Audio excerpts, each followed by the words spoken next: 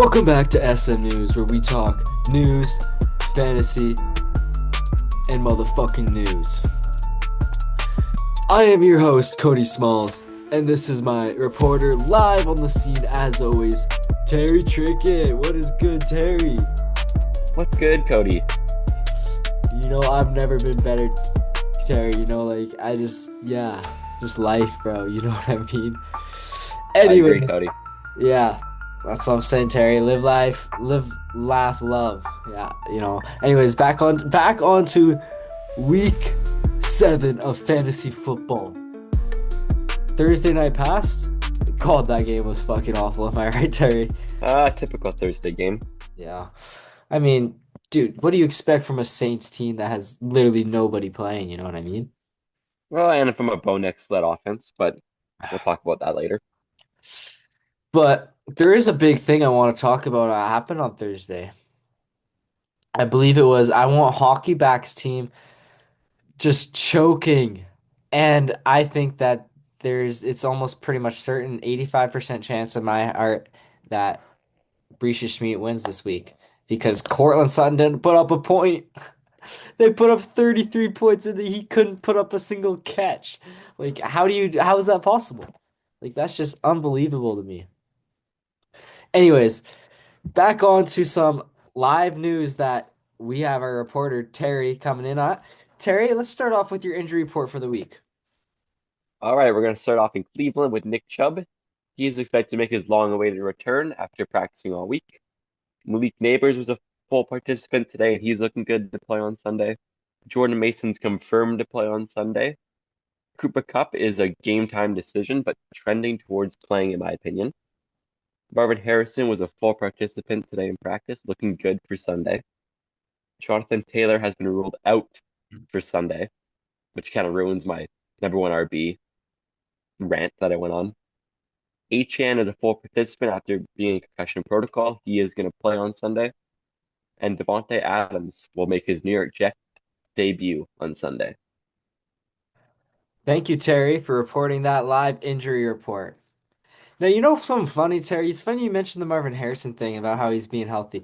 I looked this morning and Hail Mary Machine didn't even have him in his starting lineup. So He should now.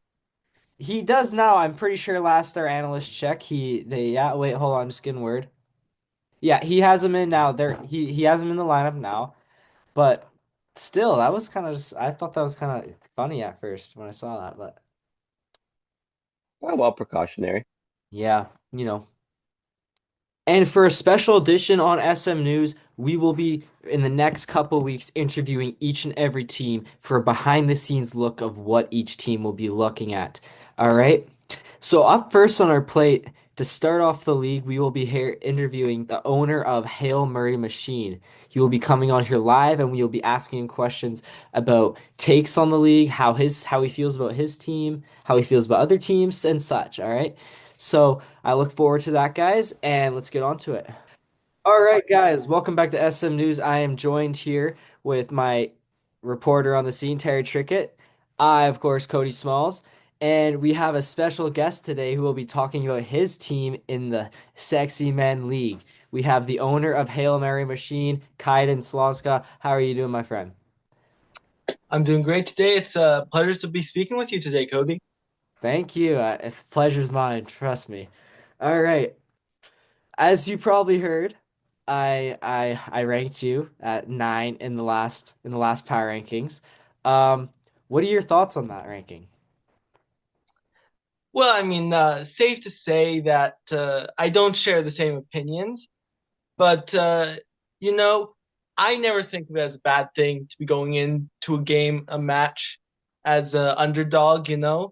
I have no problem proving people wrong. That's what I'm looking to do. And Slawska looking to prove people wrong. That's what I like.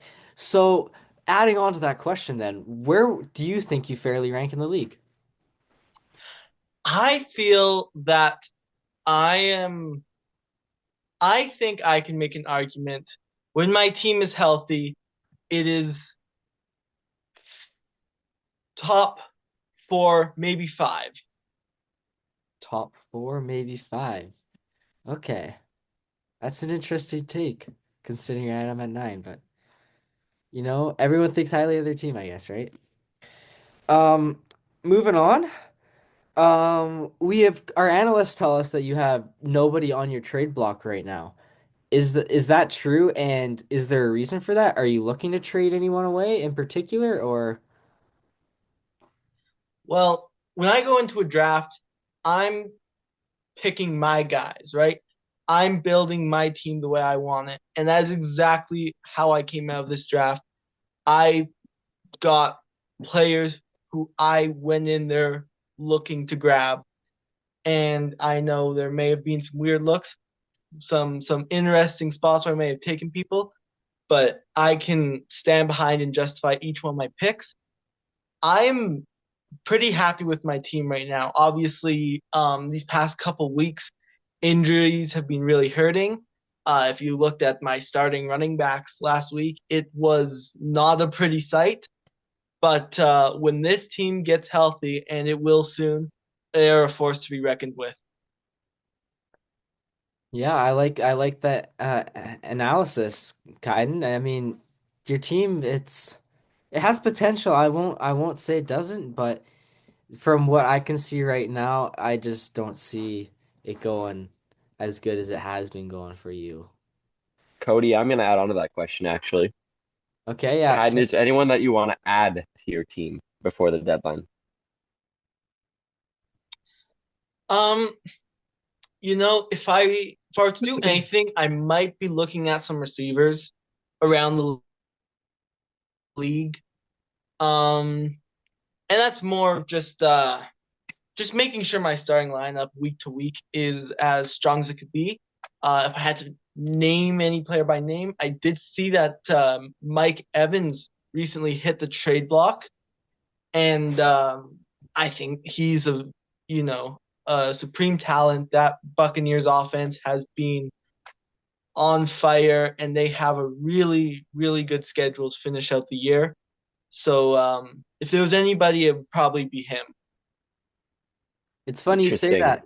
that. Sorry, Terry. You go ahead. I'll come Yeah, after. sorry. I also want to say sorry that Taylor's out this week. He was my RB1, as in the previous newscast, so I apologize for that. Now that Bart Harrison Jr. is likely to play, I do believe you will win this week. I'm just wondering about your thoughts on Xavier Worthy. How do you value him? Yeah, that was a trade that I definitely went for a big swing there. When I traded away DJ Moore for Worthy and Myers. Um, the way I saw it at the time, the way I still see it is I got two wide receiver ones out of that deal. Worthy, I think he's a rookie right now. I think we are going to see him come out of his shell, and I think he's going to break out in the second half. I think he will have a very similar trajectory that we saw Rasheed Rice and how he finished out his year last year. Except I think Worthy might have even a higher ceiling just because of the way he plays physically, the speed he has. That's just so rare to see in the league. Um, I really think that down the stretch, he's really going to be a force to be reckoned with. Yeah, I like that analysis. Like I agree with that. For sure. Xavier Worthy, great guy. Ivan Schmidt says Juju, so um I don't know. I think Juju, he might think Juju's the wide receiver one, but I mean, Juju did go for 130 yards last week, so Yeah, I'm it was against the Saints. not sure what Um, Worthy's numbers were, but I don't think they were too good if I remember correctly. I Yeah. mean, I will say I could probably go for 130 yards against the Saints defense right about now. Yeah, but Worthy didn't. still 12 fantasy points above projection. Anyways, onwards, we're gonna get to more like connections here, okay? So when you're trading or even just talking to about something in fantasy, who is the least fun, least just horrible takes. Everything about everything they say is just so factually incorrect that you can't just stand it. Who is that person in the league? Now, I want to talk down about anyone. I think we have a great group. I have a lot of respect for all the owners we have in our league. That being said, um, if there's one person who, when I get a notification of incoming trade, if there's one person who I don't immediately need to look and see what's going on there, it would probably be the Wandale Warriors. Um, I found over my time here that they tend to how should I put this? They like to test the waters, let's say, with offers that don't they're not good. They're not good. They send offers that are not good and often. Yep. So yeah, there's no real sugarcoating it. Well, yeah. I mean, that's what we've heard from around rumors around the league. Is just like the Wando Warriors. Don't trade with them. They're scammers. Like it's the Wando Terry. The Wando Warriors. They're scammers. Now, I will say, um, I do think it is possible to work out a reasonable deal with them, so long as you come in making it clear what your objectives are and that you are willing to do a reasonable trade with them. I think they are capable of it, but they uh, they will try and squeeze every last ounce of fab out of you, if so possible. Yeah, I am not one for fab trades, and Wando Warriors is maybe that's why he's 1-5. I don't know, but Hey, anyways, playoff comeback, Cody. yeah, I mean, I don't hate that take. I think he's right in that hunt for sure. Um, anyways, Terry, you have any other questions? Um, not at the moment, Cody. I think I expect to win this week, and then we'll see what happens from there. You think he wins this week? Yep, I since Marvin Harrison is, I think, gonna play. Um, I believe that they'll win. That's interesting because I I think BMAC's gonna win. So I think that CT ESPN season comes through with the dub. That's where we disagree. So, Well, you know what they say, Terry's fucking retarded, am I right? I Anyway, will say I think CTSBN he's being slept on. His team is better than his record.